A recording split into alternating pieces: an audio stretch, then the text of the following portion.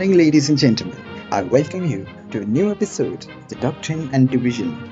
In today's episode, we will be discussing the aerial doctrine used by Lieutenant General Slim, one of the greatest tacticians and generals of his time, to win the Burmese campaign.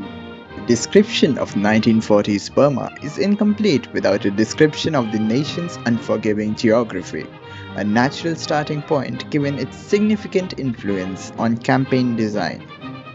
With a total area of 416,000 square miles, Burma is 1.8 times larger than Japan. Impenetrable jungles dominate much of this landscape, along with alluvial deltas and coastal swamps that provide abundant natural resources for the largely agricultural society.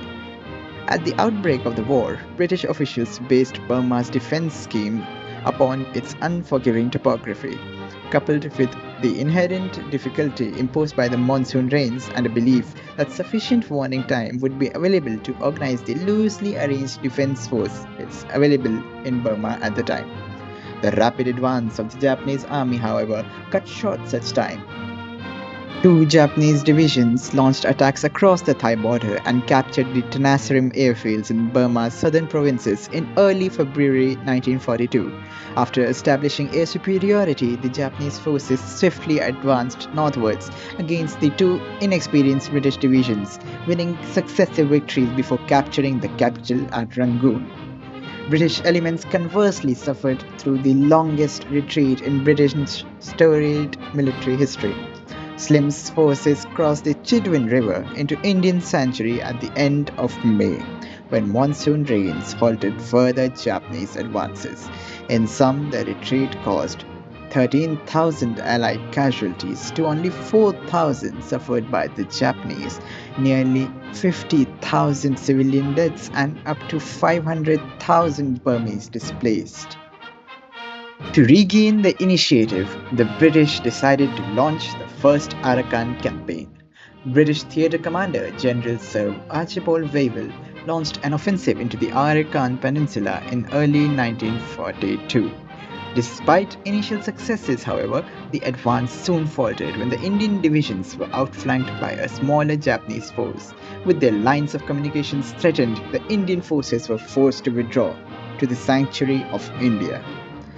During the 1942 to 1943 Arakan campaign, the Royal Air Force was only able to use outdated planes, with 8 squadrons of the Hurricane fighters and 2 of Blenheim light bombers. The Blenheims were obsolete since 1942 and were described as museum pieces. The first Arakan campaign highlighted the criticality of establishing air superiority, as Japanese fighters had firm control over the skies and denied access to outnumbered and outgunned Allied aircraft. The crippling defeat reinforced the strategic need to redefine troop supply practices in a jungle environment. After the defeat, Lieutenant General William Slim took command of the forces. He extensively reorganized the Allies and transformed them into the 14th Army, anticipating a general Japanese offensive, and opted to absorb and exhaust any blow before launching a subsequent counterattack. Slim argued that a key difference between Burma and the other theatre of the wars was that we made air transport an absolutely normal method of supply. We planned the whole strategy of the campaign on air supply. There was no main operational plan made in the 14th Army that was not based on air supply. That was because in the jungles, where there were no roads and no way to provide the troops from end-to-end supplies, dropping them from the planes was the best way to transport the supplies directly to the front line without them getting intercepted by the enemy or by the weather.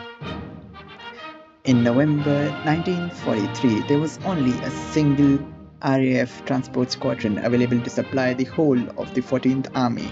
In addition, there were 2 USA Air Force troop carrier squadrons that were available to support the Chinese army in India.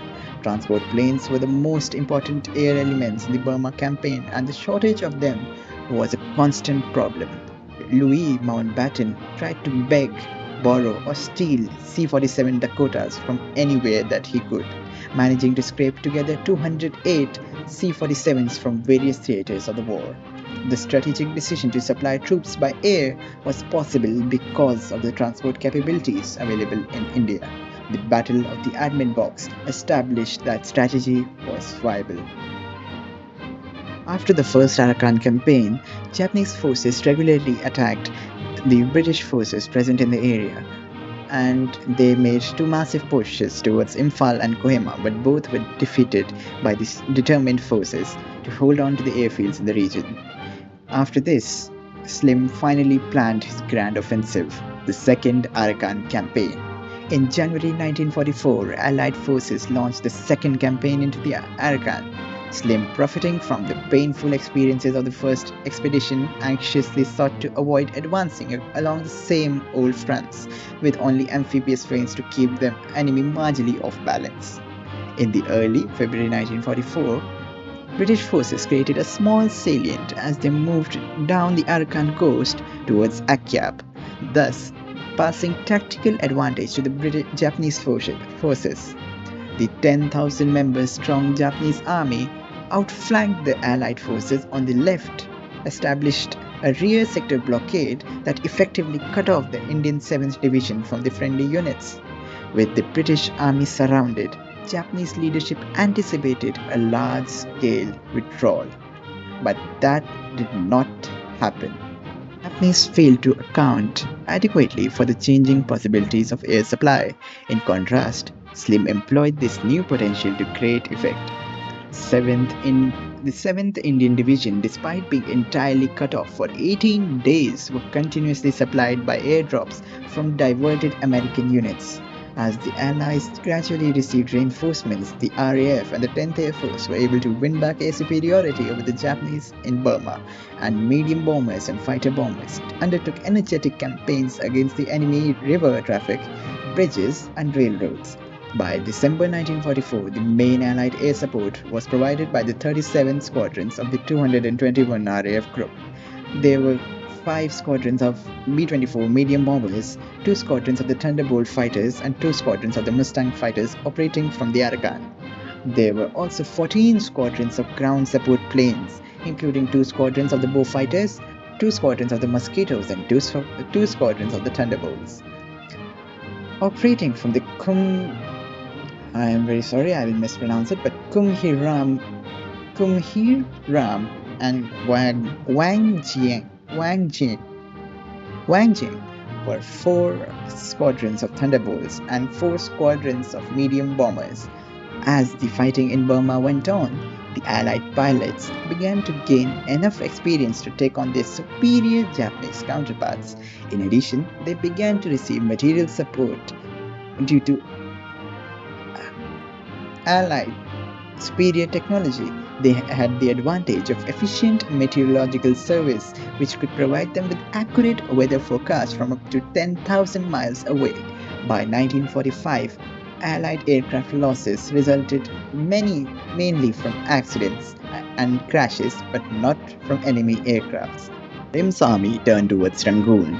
Allied transport aircraft efforts again proved to be critical as air mobility elements supporting Slim's campaign transported over 332,000 tons of supplies, and the 10th Air Force aircrafts nearly airlifted 155,000 tons of supplies in support of Slim's rapidly advancing army. Rangoon fittingly fell before the monsoon rains after an 800-member airborne operation in 30th April and 1st May 1945. Japanese resistance as well as the larger conflict in Burma effectively ended. After the campaign, Slim wrote in his memoirs that a man could be an air marshal, but as long as he did not think of planes as a way of transport, and rather as a way of tricks, he could never be a good one, because he considered planes to be one of the best ways to transport men and material from one place to another. And why not? In the jungles, it worked perfectly for him. It supplied these troops where it was needed the most, and their efforts could be easily rediverted. There was no need of permanent construction such as roads, bridges, railroads, etc. You just needed a static airfield from which planes could take off. and those will be defended very well. Regular Allied patrols, aerial patrols, bombing campaigns, and transporting feats were achieved, which could not be circumpassed until after the war. Slim was considered one of the greatest generals for his feats, and he credited a lot of it to air power alone. And I think that this was true. Without the Dakotas and the transport planes, the troops on grounds would not have been able to supply it so efficiently. As the Japanese did the same mistake, they could not adapt to the time. They relied on same old supply lines through Rangoons, through Rangoon, through railroads, and through trucks.